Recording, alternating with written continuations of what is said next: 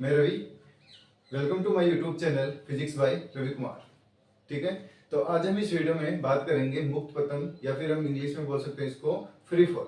ठीक है, तो यहाँ पे देखो सबसे पहले मुक्त पतन की बात करते हैं। मुक्त पतन होता क्या है, तो यहाँ से हम इसकी डेफिनेशन को जानेंगे। मुक्त पतन या फिर इसको क्या बोलते हैं, फ्री फॉल। ठीक है, तो यहाँ पे क्या होगा, जो मुक्त पतन होता है इसकी डेफिनेशन क्या होगी, तो मैं आपको सिंपल सा बता देता हूँ क्या होता है इसमें। कि यदि कोई पिंड या वस्तु गुरुत्वीय त्वरण के अधीन स्वतंत्रता पूर्वक गिर रही होती है, तो वहां पे क्या होगा, उसका मतलब क्या होगा, वहां पे जो ऑब्जेक्ट है वो कैसा होगा, मुक्त पतन कहा जाता है उस ऑब्जेक्ट को।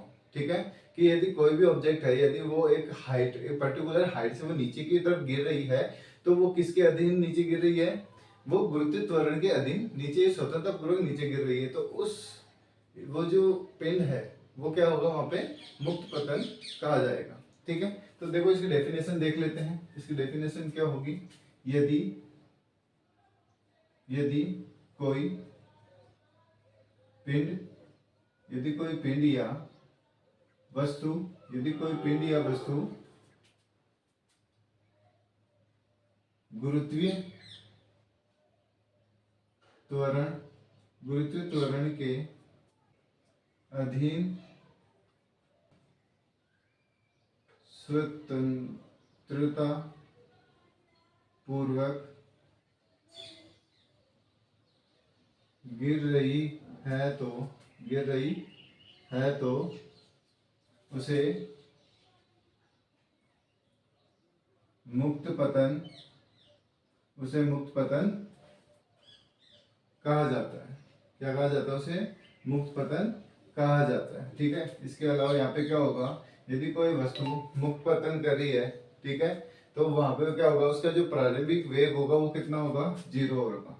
तो ठीक है, तो यहाँ पे क्या हो जाएगा, इसका प्रारंभिक वेग इक्वल टू क्या होगा, u बराबर 0। कि यहाँ पे क्या होगा कि यदि कोई वस्तु मुक्त पतन कर रही है, यदि वो एक स्वतंत्रता पूर्वक नीचे की तरफ गिर रही है, तो उसका जो स्टार्टिंग पॉइंट होगा, या फिर अपन बोल सकते हैं इनिशियल पोजीशन होगी, या फिर प्रारंभिक बिंदु होगा, वेग होगा, वो क्या होगा, इसका 0 होगा। ठीक है, इसके अलावा हम और क्या जानते हैं, यहाँ पे यदि यहाँ पे क्या हो, धनात्मक वाई एक्सेस ऊपर की ओर गुरुत्वीय त्वरण होगा, गुरुत्वीय त्वरण ए कितना होगा, -g के बराबर आएगा। ठीक है, यदि यहाँ पे क्या होगा, धनात्मक वाई एक्सेस ऊपर की ओर गुरुत्वीय त्वरण क्या होगा, ऊपर की ओर है, तो जो गुरुत्वीय त्वरण होगा वो किसके बराबर आएगा, ए बराबर -g, और इसका मान कितना होता है, 9.8 मीटर पर सेकंड स्क्वायर होता है। और ये किस में लिया जाता है, ऋणात्मक जो जी का मान है वो ऋणात्मक लिया जाता है। ठीक है, जो जी का मान है वो कैसा लिया जाता है, यहाँ पे ऋणात्मक लिया जाता है। इसके अलावा हम यहाँ पे देखते हैं कि जो मुक्त पतन की स्थिति में गति के समीकरण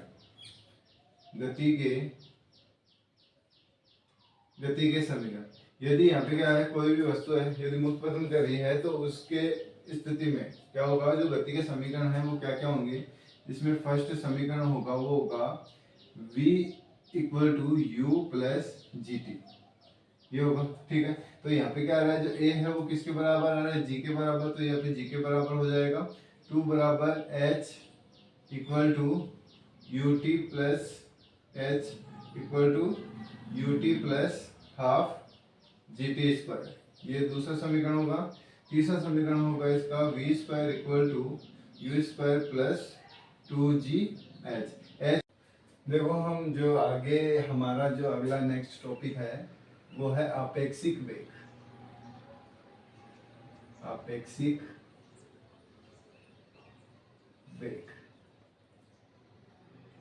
ठीक है दोस्तों, आपेक्षिक वेग। अब देखो इसके बारे में जानते हैं थोड़ा कि आपेक्षिक वेग होता क्या है, उसके बारे में देखते हैं। तो यहाँ पे क्या लेते हैं हम, माना दो वस्तुएं या पिंड, माना दो वस्तुएं या पिंड ए व बी है। ठीक है, यहाँ पे हम क्या ले रहे हैं, कोई भी वस्तु ले रहे हैं, ए और बी दो वस्तुएं ले रहे हैं। ठीक है, दोनों वस्तुएं, दोनों पिंड एक्स एक्स दिशा में, एक्स एक्स दिशा में क्रमशः वी ए व वी बी वेग से गतिमान है।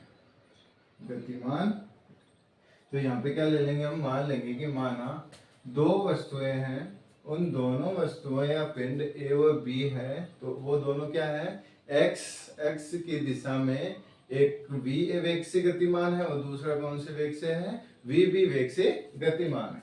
तो यहाँ पे हम बोल सकते हैं ये एक्स एक्स हो गया, तो ये वाला जो पिंड है ए पिंड वो किस वेग से है, वी ए वेग से गतिमान है, और यहाँ पे जो ये वाला होगा बी वाला पॉइंट, बी वाली वस्तु वो कैसे होगी, वी बी वेग से गतिमान होगी। ठीक है, तो इसके आगे हम बढ़ते हैं कि जो यहाँ पे क्या होगा कि यदि वस्तु, यदि यहाँ पे क्या हो जाएगा, देखो आगे कि पिंड ए के सापेक्ष बी का आपेक्षिक वेग क्या होगा। यहाँ पे हम पहला पॉइंट क्या ले रहे हैं, पिंड ए के सापेक्ष बी का आपेक्षिक वेग लेंगे, तो यहाँ पे क्या हो जाएगा, बी ए। ठीक है, बी ए कि ए के सापेक्ष बी का वेग, ये क्या हो जाएगा, V B minus V A हो जाएगा। ठीक है, ये क्या आ जाएगा कि ए के सापेक्ष बी का आपेक्षिक वेग होगा। ठीक है, इसी प्रकार हम नेक्स्ट लेते हैं कि पिंड बी के सापेक्ष ए का आपेक्षिक वेग। ठीक है, तो यहाँ पे जो बी के जो पिंड बी है, बी वाला जो पिंड है, उस बी पिंड के सापेक्ष ए का जो आपेक्षिक वेग होगा वो क्या होगा, V A B equal to V A minus V B होगा। ठीक है, तो ये क्या हो जाएगा हमारे पास यहाँ पे बी के सापेक्ष ए का आपेक्षिक वेग यहाँ पे ये होगा। ठीक है, अब देखो इसमें कुछ तीन स्थितियां हैं, उन स्थितियों के बारे में भी देख लेते हैं। तो यहाँ से ध्यान से देखना, इसको अच्छे से समझना कि यहाँ पे क्या होगा, जो पहली स्थिति होगी उसमें क्या होगा, जब पिंडों का वेग समान हो। स्थिति फर्स्ट, इसमें क्या होगा, जब पिंडों का वेग समान हो। ठीक है, तो जब पिंडों का वेग समान हो तो वहां पे क्या होगा कि जैसे यहाँ पे हम क्या ले लेते हैं कि वी बी ए लेते हैं, तो V B A equal to क्या होगा, V B minus V A, ये किसके इक्वल आ जाएगा, 0 के इक्वल, और वी ए बी ये भी किसके इक्वल आ जाएगा, V A minus V B के इक्वल आ जाएगा। V B minus V A minus V B, ये भी किसके इक्वल आ जाएगा, ये भी किसके, 0 के इक्वल आ जाएगा। तो यहाँ पे क्या होगा, इन दोनों पिंडों का वेग समान है, तो मतलब वेग समान होने का मतलब क्या है कि वी ए बराबर हो किसके, वी बी के। तो यहाँ पे किसी भी कंडीशन में हम यहाँ पे इसको सोल्व करते हैं, या तो बी के सापेक्ष ए का अवकलन सापेक्ष वो करते हैं, वेग लेते हैं, या फिर ए के सापेक्ष बी का वेग लेते हैं, तो उस कंडीशन में यहाँ पे क्या होगा, उनका जो स्थिति है वो मान क्या होगा, 0 आएगा। ठीक है, स्थिति सेकंड लेते हैं इसमें। ठीक है, जो हमारी स्थिति सेकंड होगी, स्थिति सेकंड में क्या होगा, जब पिंड का वेग वी ए क्या हो, ज्यादा हो। ठीक है, जब पिंडों का वेग, इसमें देखो यहाँ पे, जब पिंडों का वेग, जब पिंडों का वेग वी ए ज्यादा हो किससे, वी बी से, वी बी से क्या हो, ज्यादा हो, तो उस कंडीशन में क्या होगा कि यदि हम वी बी ए, यदि ए के सापेक्ष बी का देखेंगे तो यहाँ पे क्या आएगा, ये V B minus V A, तो मान क्या आ जाएगा इसका, ऋणात्मक आएगा, ऋणात्मक आएगा। ठीक है, और यदि हम यहाँ पे देखते हैं b के सापेक्ष a का वेग, तो ये आ जाएगा V A minus V B equal to, ये कैसा रहेगा हमारा, जो इसका आंसर आएगा सोल्व करने के बाद, ये कैसा रहेगा, धनात्मक रहता है। ठीक है, तो यहाँ पे हम क्यों, यहाँ पे धनात्मक और ऋणात्मक क्यों आएगा, यहाँ पे हमने क्या लिया है, वी ए, जो ए का वेग है वो ज्यादा होगा बी के वेग से, तो यहाँ पे तो वी का वेग, ए का वेग है वो माइनस में आ रहा है, तो इसका जो आंसर आएगा वो भी कैसा आएगा, ऋणात्मक आएगा। ठीक है, अब यहाँ पे देखो धनात्मक आ रहा है, तो यहाँ पे भी क्या आएगा, ये आंसर भी इसका क्या आएगा, धनात्मक आएगा। तो ये हमारी हो गई स्थिति सेकंड।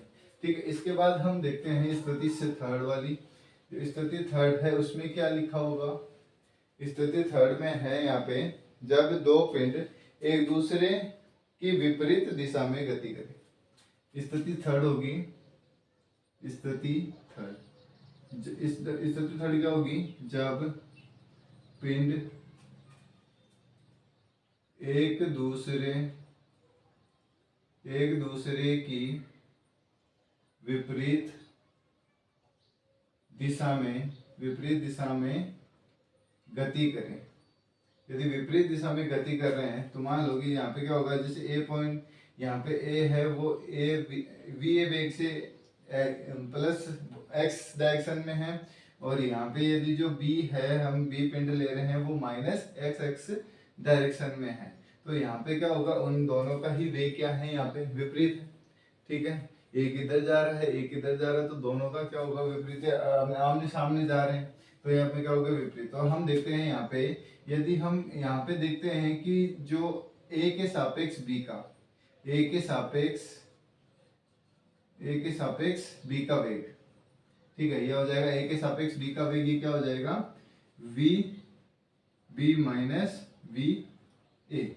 ठीक है, तो यहाँ पे क्या देखो, ये क्या आ रहा है, दोनों अपोजिट जा रहे हैं, तो ये भी कैसा आएगा, नेगेटिव आएगा, क्योंकि नेगेटिव डायरेक्शन में जा रहा है। तो इन दोनों में से हम क्या कर लेते हैं, कॉमन, माइनस कॉमन लेते हैं, तो V B A equal to आ जाएगा माइनस, और ये आ जाएगा V B plus V A. ठीक है, तो ये हमारे पास यहाँ पे ये आएगा। ठीक है, और यदि इसके अलावा हम यहाँ पे क्या करते हैं, यदि v इसके सापेक्ष लेते हैं, तो यहाँ से हमारे पास क्या आ जाएगा, ये वी ए बी, यदि b के सापेक्ष a का देखेंगे तो यह आ जाएगा V A plus V B, क्योंकि v माइनस में जाएगा तो माइनस माइनस क्या बन जाएगा, प्लस बन जाएगा। तो और ये यहाँ पे हमारे पास दोनों आ चुके हैं। तो यदि दोनों ही पिंड क्या हो, एक दूसरे की विपरीत दिशा में वो गति कर रहे हैं, तो जो a के सापेक्ष b का वेग आएगा वो आएगा माइनस, बाहर आ जाएगा V B plus V A रहेगा। और यदि b के सापेक्ष a का वेग देखा जाएगा तो यहाँ पे क्या होगा, V A plus V B यहाँ पे होगा।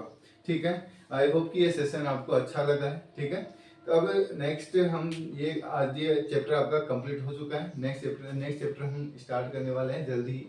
ठीक है, तो ये बने रहिए साथ में और अच्छे से पढ़ें। धन्यवाद।